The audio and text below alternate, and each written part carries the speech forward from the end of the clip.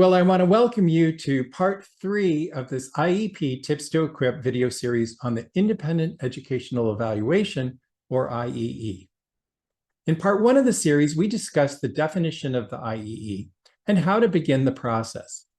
In part 2 of the series, we discussed the 2 legal options that a district has in responding to a parent's request for a publicly funded IEE.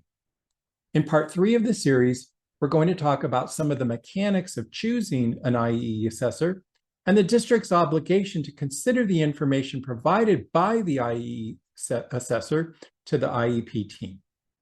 To begin with, if the district grants an IEE at public expense, a parent will find an assessor, participate in the assessment process, and help coordinate the IEP meeting to consider the assessor's results. A parent should receive a list of potential assessors from the district, as well as the IEE policies and procedures that the district follows regarding the IEE process. Now, the district can impose reasonable conditions on obtaining the IEE. For example, there may be certain qualifications the assessor must possess in order to conduct a specific type of IEE, or even a maximum cost cap. However, the district criteria must be reasonable and consistent with a parent's right to obtain an IEE. And a parent can choose an independent assessor regardless of whether the assessor is on the district's list of potential assessors, as long as that assessor meets the reasonable agency criteria the district sets forth. When a parent contacts a potential IEE assessor, they should ask the assessor if they meet the agency criteria of the district and find out how long the IEE may take from start to finish. The parent is responsible for ensuring the assessment is completed and brought forth to the IEP team. And this leads me to quick tip number 3. The district must always consider the results of the IEE assessor. And this is true whether the IEE was privately funded by the parent or publicly funded by the school district. Now, the law doesn't define the term consider, but certainly includes the parent's opportunity to present the IEE findings to the IEP team, as well as the IEP team's obligation to consider and discuss the IEE findings. And I think that's true even if the team doesn't consider the information brought to the table by the parent to be an evaluation.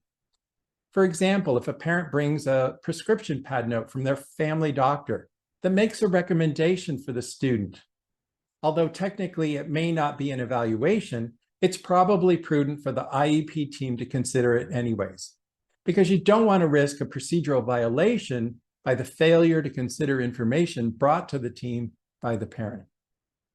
And it's also not prudent to ignore or refuse to consider an independent assessor's evaluation. You don't want to state to the parent, we don't trust that evaluator, so we're not going to consider their report. Or we've already evaluated in that area, so we don't need some outside evaluator to tell us what to do. Always consider and discuss that independent evaluation. And it might be a good idea to notify your staff about any upcoming IEP meeting that deals with an independent assessment, so the team is aware of their need to discuss that evaluation. And the district should document in the IEP team notes that the independent assessor's findings were considered by the team. Now, having said that, remember, consideration does not mean that the IEP team has to agree with or implement all or any part of the IEE assessor's recommendations.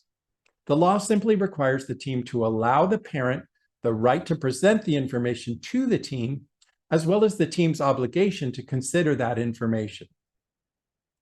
Well, I hope this IEP Tips to Equip video series on the independent educational evaluation was helpful.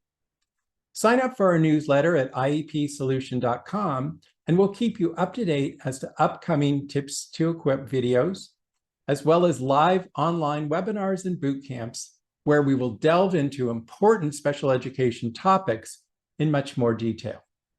Thank you for watching this IEP Tips to Equip video series.